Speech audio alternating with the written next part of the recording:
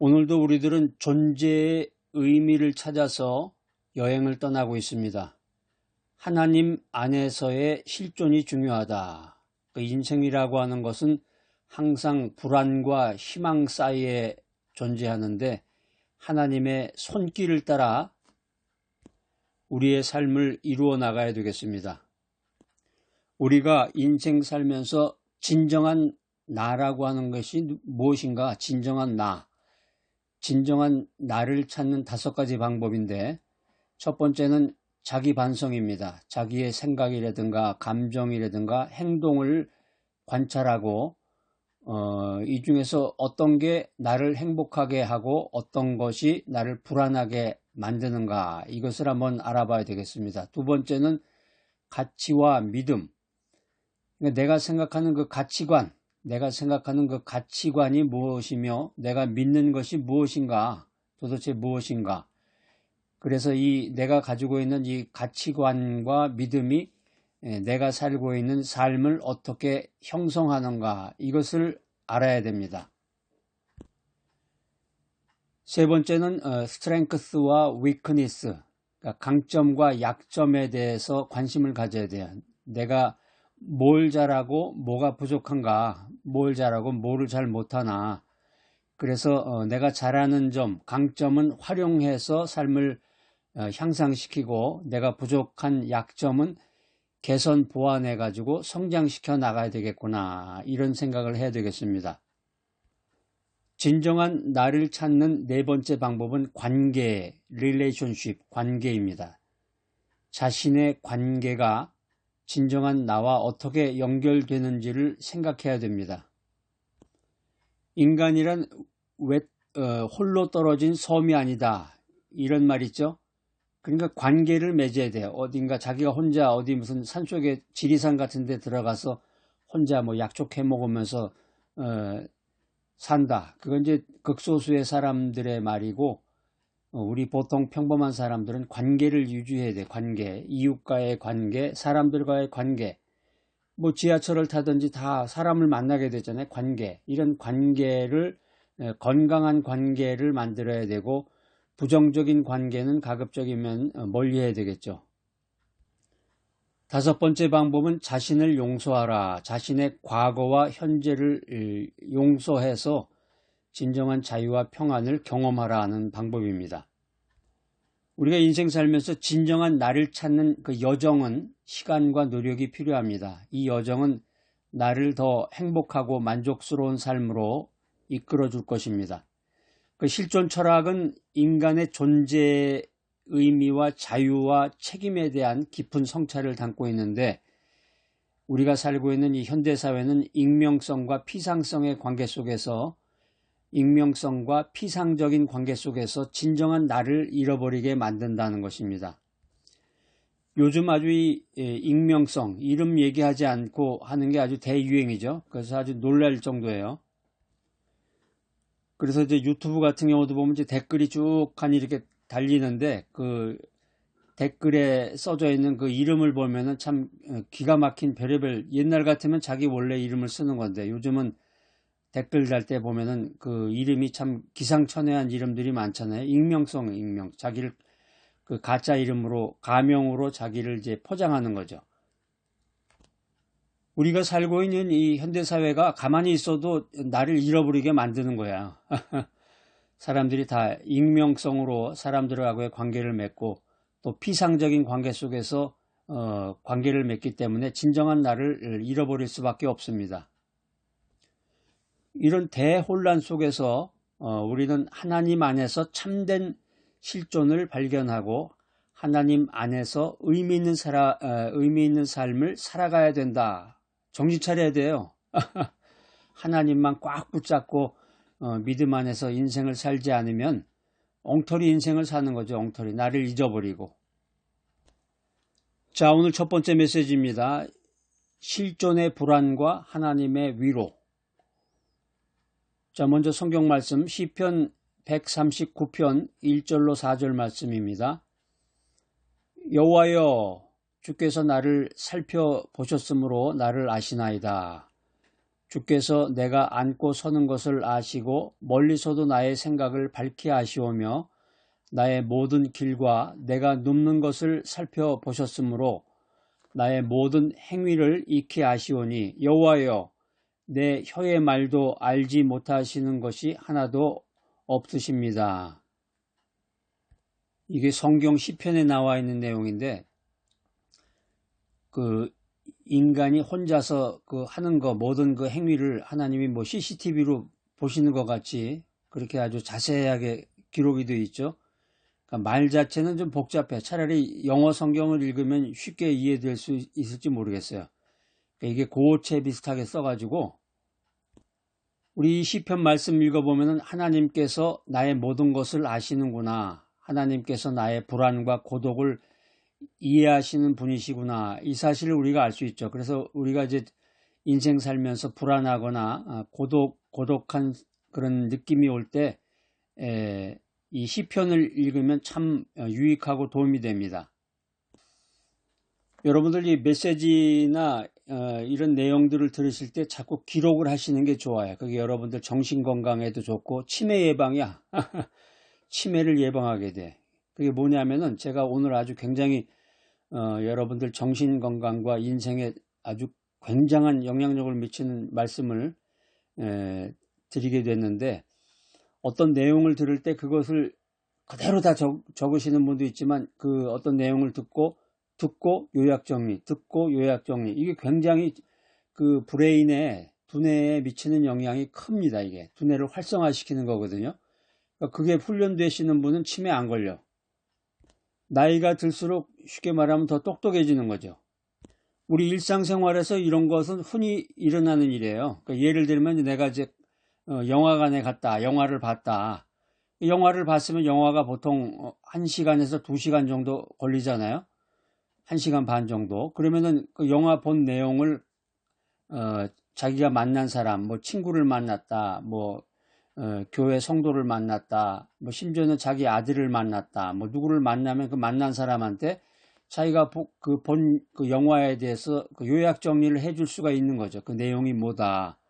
뭐 그거 너무 길게 할 수는 없는 거니까 해봤자 뭐 3분에서 5분, 뭐 3분 내로 얘기 많이 해도 그렇게 시간 많이 가지는 않을 거야. 막 얘기하다가 이 얘기 저 얘기 나눌 수도 있고 그게 굉장히 정신건강에 유익화되는 거죠. 요약 정리한다는 게. 근데 대부분 사람들이 보면은 제가 이제 박사과정 강의를 하면서 그 박사학위를 받으려고 하는 그 학생들을 이렇게 대해보니까 제일 못하는 것 중에 하나가 그 요약 정리야. 책을 읽고서 요약 정리를 해라. 어떤 것에 대해서 간단하게 써라. 그러면 그걸 못하는 사람들이 많아요. 굉장히. 그래서 이제 약간 좀 웃기는 얘기인데 예전에 어떤 교수님이 그 학생들한테 그 레포트 시험 문제를 했어. 그래서 이 책을 몇 페이지부터 몇 페이지까지 어떤 주제에 대해서 읽고서 그 리포트를 그 종이 한 장에다가 써내라. 종이 한 장. 종이 한 장. 한국은 A4 용지인가요? A4 용지? A4잖아요. 미국은 이제 레터 용지라는 걸 씁니다. 약간 길쭉해요. 미국 그 기본 그 판이. 한국은 아마 A4였던 것 같아요. A4. 그 종이 한 장에다가 써라. 한 장만. 그랬는데 웃기는 게 학생들이 이제 그 교수님한테 그 리포트 용지를 이렇게 내는데 보면은 정말로 한 장에다가 쓴 사람은 많지 않더라고요. 심지어는 이제 한 장을 쓰고 또 그 표지를 붙여가지고 호치케스로 찍어가지고 그 내용은 한 장인데 그 표지까지 붙여가지고 이렇게 한 사람이 있어요. 그런 사람은 또 교수님이 그 표지를 찢으면서 한 장만 내려니까 한 장만. 그러니까 이게 요약 정리가 쉽지 않다는 얘기야. 요약 정리라는 게. 그리고 여러분들이 이제 어떤 그 메시지, 성경 말씀을 듣거나 어떤 강의를 듣더라도 간단 명료하게 이렇게 전달해 주는 분들은 많이 만나기가 쉽지 않을 거예요. 무슨 얘기를 하는 건지 그냥 복잡하게 꼬고 그래가지고 그렇게 됐는데 결국에 가서는 뭐를 얘기를 한 건가. 그런 경우도 있고 어떤 개념에 대해서 인생이 뭐냐. 한마디로 한 줄로 써야 되는데 또 한 단어로 표시를 할 수가 있어야 되는데 그게 안 되는 사람들이 많아요. 그게 뭐냐면 그거를 정확하게 이해하지 못했다는 얘기죠. 인생이란 한마디로 얘기를 하면 불안과 고독이에요. 인생의 과정은. 우리가 살아가는데 뭐 어떻게 사는 겁니까? 뭐 이렇고 저렇고 어쩌고 저쩌고 다 필요 없고 인생이라는 것은 불안과 고독이야. 근심 걱정하면서 그냥 온갖 걱정을 다 하면서 내가 지금 외출해야 되는데 나가다가 어떻게 무슨 일이 생기지 않을까, 지하철 타고 버스 타고 뭐 온갖 그런 걱정 다 하고, 사람 만났을 때 뭐 어떻게 해야 되면 뭐 온갖 걱정 불안 다 하고, 그러다가 혼자 있으면 이제 외로움과 고독을 느끼게 되는 거죠. 우리가 불안과 고독을 극복하는 세 가지 비법이 있습니다. 첫 번째 비법은 기도야. 하나님께 기도하고 하나님의 평안을 간구해야 됩니다. 두 번째는 신뢰야. 하나님의 말씀을 신뢰하고 하나님의 계획을 믿어야 합니다. 세 번째 비법은 감사야. 감사하는 마음을 가지고 하나님의 은혜를 기억해야 됩니다. 이 세 가지를 기도하고 신뢰하고 감사하는 마음을 늘 간직하고 있으면 그 인생의 모든 문제를 해결할 수 있단 말이에요. 그러니까 이 실존 철학에서 강조하는 인간의 고독이라든가 인간의 불안은 하나님 앞에서 해결될 수 있다. 하나님 앞에서 해결될 수 있다. 그러니까 우리가 이 성경 주석학자들의 그 이야기를 들어보면 하나님은 우리의 가장 깊은 내면까지 알고 계시다. 하나님은 나를 완전히 이해하시는 분이다. 이런 말씀을 듣게 됩니다. 조금 전에 그 시편 한번 읽어봤잖아요. 시편 139편 1절로 4절 말씀에 보면은 자세하게 나와 있잖아. 뭐 앉는 거, 일어서는 거, 뭐 누워 있는 거, 또 내 모든 거, 내가 말하는 모든 것까지 하나님이 다 기억하신다. 어떤 그 외로운 섬에 등대지기가 살았는데 매일 밤마다 등대를 밝히면서 고독한 시간을 보냈습니다. 외롭겠죠. 그 등대지기가 섬에, 등대라는 게 섬에 있는 건데 아무도 살지 않겠죠. 거기에 무슨 뭐 번화가가 있고 뭐 먹자골목이 있는 것도 아니고 뭐 아무것도 없는, 거기에서 이제 등대만 있고 그거를 지키기 위해서 그 사람만 살아가는 건데 매일마다 등대불을 밝히려면 그것도 쉽지 않을 텐데 고독한 시간을 보내다가 폭풍우가 몰아치던 밤에 등대불을 밝히면서 절망에 빠지게 됐습니다. 그때 멀리서 희미한 빛이 보이는 거야. 그게 뭐냐면 다른 섬에 있던 그 등대의 불빛을 보게 된 거예요. 그 빛을 보고서 이 사람이 내가 지금 혼자가 아니로구나, 이런 사실에 위로를 받고 힘을 내어서 등대를 밝혔다고 합니다.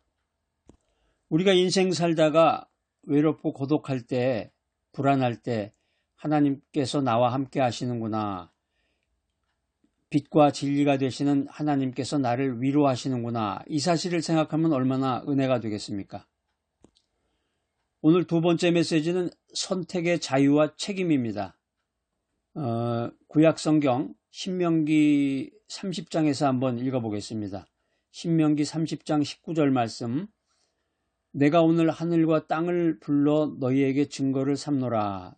내가 생명과 사망과 복과 저주를 내 앞에 두었은즉 너와 내 자손이 살기 위해서 생명을 택하고.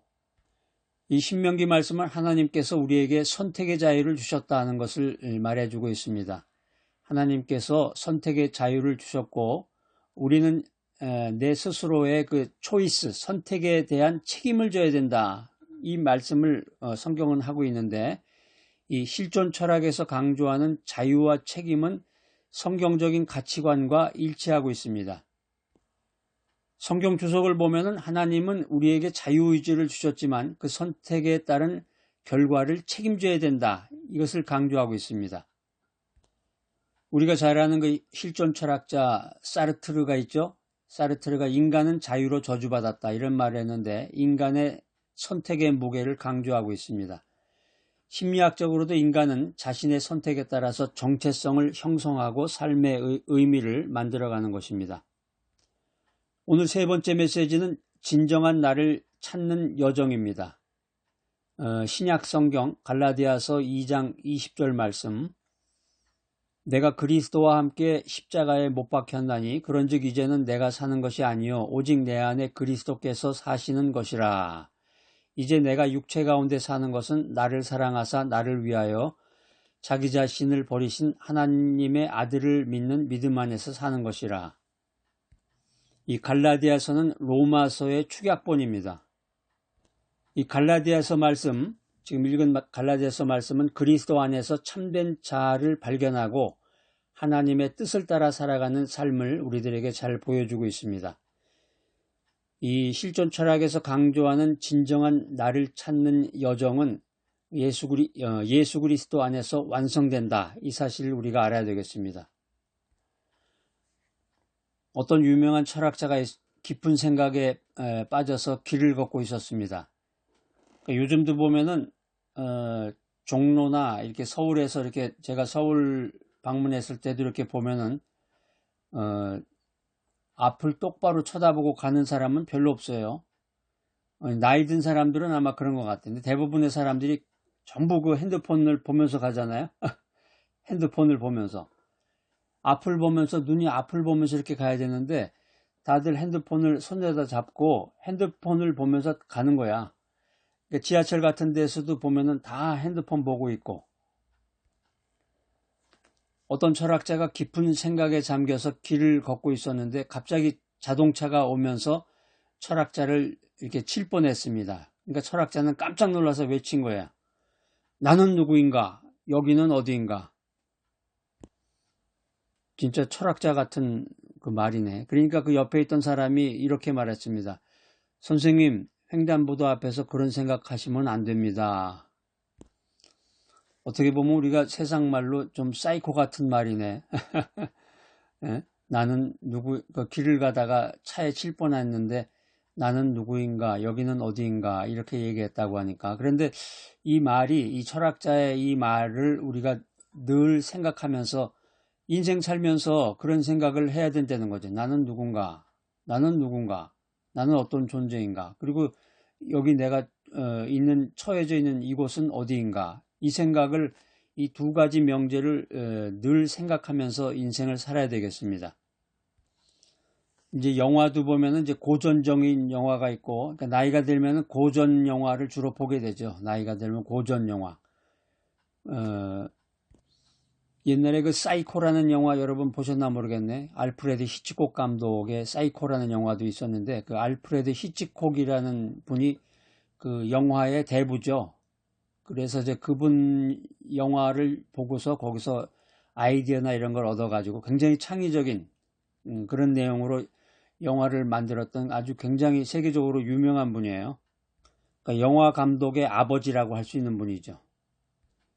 그래서 저도 이제 그 알프레드 히치콕 감독이 만든 그 영화들을 쭉 이제 모아다가 그 영화를 이렇게 보고 하는데 그 현대 영화들이 거기서 어떤 아이디어를 이렇게 뽑아가지고 한 것들도 많고, 괴기 영화라고 그래가지고 좀 어떤 공포 영화 같은 거 그런 걸 또 좋아하는 분이 있죠. 그걸 보게 되면 뭐 스트레스도 날리고 뭐 새로운 힘이 솟는다 뭐 자기 나름대로의 그런 주장으로 이렇게 보는데, 3차원적인 영화로 이제 그 파이트 클럽이라는 영화가 있어요. 주인공이 이제 타일러 더든인데, 이 주인공이 타일러 더든이 그 익명성과 소비주의에 지친 나머지 다른 자아인 타일러 더든을 통해 파괴적인 방식으로 자신의 실존을 찾는다, 이런 내용으로 영화가 진행이 되고 있습니다. 그래서 이 영화는 현대사회의 그 실존적인 위기를 보여주지만 진정한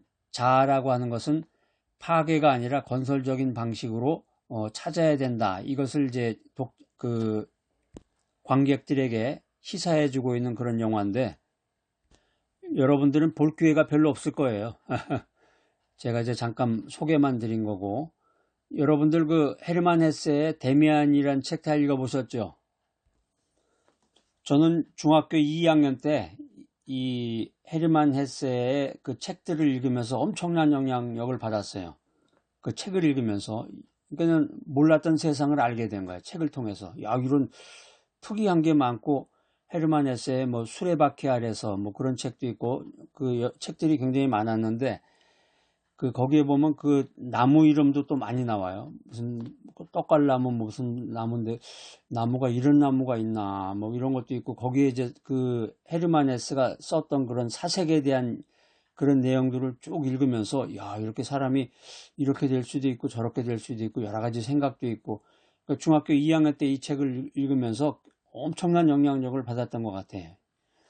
여기 데미안에 보면 그 주인공 싱클레어가 나오죠. 이 싱클레어가 내면의 갈등과 방황을 통해서 진정한 자아를 찾아가는 그런 과정을 그린 그 성장 소설인데, 요즘에 다시 그 리바이벌 돼가지고 헤르만 헤세의 전집들이 쭉 이렇게 나와서 책방에 이렇게 놓여진 걸 제가 본 적이 있는데, 이 헤르만 헤세의 데미안이란 책이 그 실존적인 고민을 안고 살아가는 현대인들에게 깊은 울림을 줍니다.